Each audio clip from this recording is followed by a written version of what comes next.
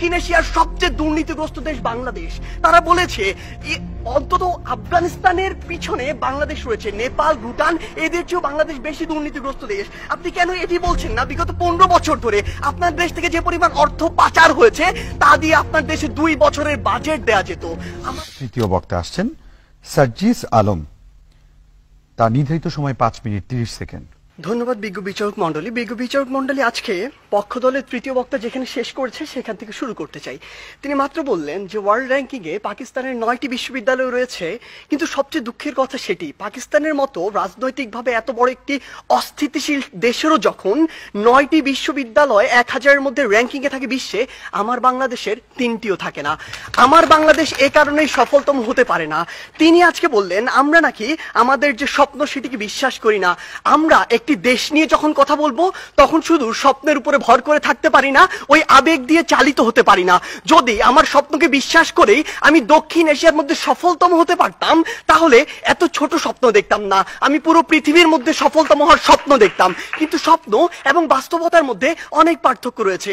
আজকে তাদের 3 বক্তা যে তথ্যগুলো দিয়ে গেলেন, তাদের তথ্য অনুযায়ী 1971 থেকে আজকে 2022 সালে এসে বাংলাদেশ প্রত্যেকটি ক্ষেত্রে উন্নত হয়েছে। হ্যাঁ, আমরা বিশ্বাস করি উন্নত হয়েছে, কিন্তু দক্ষিণ এশিয়ার অন্যান্য দেশ কিংবা পৃথিবীর অন্যান্য দেশ কি বসে রয়েছে?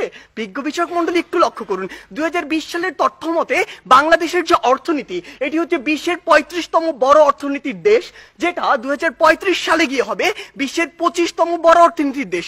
বাংলাদেশের উন্নতি হচ্ছে, হবে। আপনি যদি ভারতের দিকে তাকান, ভারত বর্তমানে বিশ্বের 7ম বড় অর্থনীতির দেশ, 2035 সালে গিয়ে ভারত হবে বিশ্বের 3য় বড় অর্থনীতির দেশ।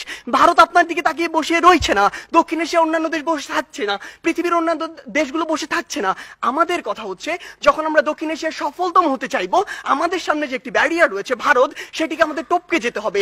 কেন আমরা যেতে পারবো না, কোথায় কোথায় সে বাধাগুলো রয়েছে সেগুলো নিয়ে আজকে আমরা কথা বলবো। তারা আজকে বললেন আমরা আন্তর্জাতিক অনেক স্বীকৃতি পেয়েছি। হ্যাঁ, আমরা অসংখ্য স্বীকৃতি পেয়েছি, কিন্তু আপনি এটি কেন বলছেন না যে ট্রান্সপারেন্সি ইন্টারন্যাশনাল 2021 সালে বলেছে দক্ষিণ এশিয়ার সবচেয়ে দুর্নীতিগ্রস্ত দেশ বাংলাদেশ। তারা বলেছে অন্তত আফগানিস্তানের পিছনে বাংলাদেশ রয়েছে, নেপাল, ভুটান এদের চেয়েও বাংলাদেশ বেশি দুর্নীতিগ্রস্ত দেশ। আপনি কেন এটি বলছেন না? বিগত 15 বছর ধরে আপনার দেশ থেকে যে পরিমাণ অর্থ পাচার হয়েছে তা দিয়ে আপনার দেশে 2 বছরের বাজেট দেয়া যেত। আমাদের সমস্যাগুলো এই জায়গায়। আপনি শিক্ষা নিয়ে কথা বলছেন, বাংলাদেশের শিক্ষা খাত যদি লক্ষ্য করুন, পৃথিবীর কোনো মধ্যম আয়ের দেশ, স্বল্প উন্নত দেশ কিংবা উন্নত দেশে জিডিপির মাত্র 2% শিক্ষা খাতে বরাদ্দ দেওয়া হয় না, বাংলাদেশে মাত্র 2% দেওয়া হয়। শুনে অবাক হবেন, এই 2%-এর অধিকাংশই চলে যায় আমাদের ওই শিক্ষক, কর্মকর্তা, কর্মচারীদের বেতন দিতে। আপনি যদি লক্ষ্য করুন যে আজকে কেন ভারত আপনার চেয়ে এগিয়ে থাকবে, আজকে এই পজিশন দাঁড়িয়ে পৃথিবীর যত মাল্টিন্যাশনাল কোম্পানি রয়েছে তাদের যদি একটি তালিকা করেন, সেরা 10টির অন্তত 9টিই পাবেন যেখানে ভারতের যারা রয়েছে তারা সিইও, কিন্তু বাংলাদেশের একটিও পাননি, আগামী 10 বছরেও পাবেন না। এক্ষেত্রে গুরুত্বপূর্ণ কিছু কথা রয়েছে যেগুলো আপনারা উপেক্ষা করে যাচ্ছেন। আপনারা কিভাবে ভারতের সাথে তুলনা করেন? একটু আগে একটি হাস্যকর কথা বলে গিয়েছেন যে ভারতে নাকি 0.2 মিলিয়ন অর্থাৎ মাত্র 2 লক্ষ মানুষ বিদ্যুতের সুবিধার কাছাকাছি যেতে পারেনি। আপনি একবার চিন্তা করেছেন ভারতের জনসংখ্যা কত? 130 কোটি জনসংখ্যার একটি দেশ, আর আপনি 17 কোটি জনসংখ্যা নিয়ে ভারতের সাথে তুলনা করছেন। আপনি যদি 17কে 130-এর সাথে তুলনা করে সে অনুযায়ী গুণ করতেন তাহলে দেখবেন ভারত আপনার চেয়ে অবশ্যই এগিয়ে রয়েছে। আপনি আজকে কথা বলছেন বাংলাদেশের বিভিন্ন খাত নিয়ে, কৃষি খাতের কথা বলছেন। বাংলাদেশের কৃষি খাতের জন্যই আমাদেরকে আরো ভুগতে হবে।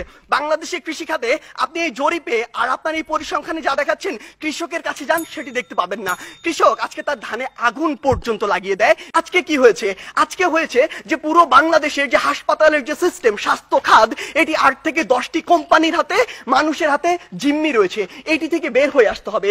আজকে আমাদের ঢাকা শহর কেন্দ্রিক সবকিছু সেন্ট্রালাইজড হয়ে গিয়েছে, এখান থেকে ডিসেন্ট্রালাইজ করতে হবে। ঢাকা শহর পৃথিবীর বসবাসের অনুপযোগী শহরদের মধ্যে অন্যতম। এই অন্যতম হওয়ার যে কারণটি, এই অন্যতম কারণটি হচ্ছে এটি। আমাদেরকে এই জায়গাগুলোতে কাজ করতে হবে। আপনি ডেল্টা প্লেনের কথা বলছেন, আপনি প্যারিস চুক্তির কথা বলছেন। এই প্যারিস চুক্তি থেকে যেমনটি ট্রাম্প করেছিল, যখন ইচ্ছা তাদের স্বার্থ থাকবে না, বের হয়ে যাবে। আপনাকে আপনাদের নিজের স্বার্থ দেখতে হবে। আপনি দেখবেন ওই কার্টাগোনা প্রোটোকল চালু হয়েছিল ঠিকই, যুক্তরাষ্ট্র মনে করেছে যে পরিমাণ কার্বন নিঃসরণের লিমিট দেওয়া হয়েছে সেটা তার পক্ষে মানা সম্ভব না, সে বের হয়ে গিয়েছে। তারা সেইটুকুই লক্ষ্য করবে। তাই মাননীয় বিচারক মন্ডলী, আমরা বিশ্বাস করি বাংলাদেশ অবশ্যই সফলতম একদিন রাষ্ট্র হবে, সেটি আমরা স্বপ্ন দেখি, কিন্তু 21 শতাব্দীর মধ্যে এটি সম্ভব নয় যখন আমাদের সামনে ভারত রয়েছে। সম্ভব হবে যদি আমরা যে সীমাবদ্ধ ক্ষেত্রগুলো দেখিয়েছি সেগুলোতে কাজ করতে পারি। আমরা প্রত্যাশা করি কোনো একদিন আমাদের প্রজন্ম বাংলাদেশকে সফলতম রাষ্ট্র হিসেবে দেখবে। ধন্যবাদ বিজ্ঞ বিচারক মন্ডলী। আজকের বিতর্ক প্রতিযোগিতায় আগত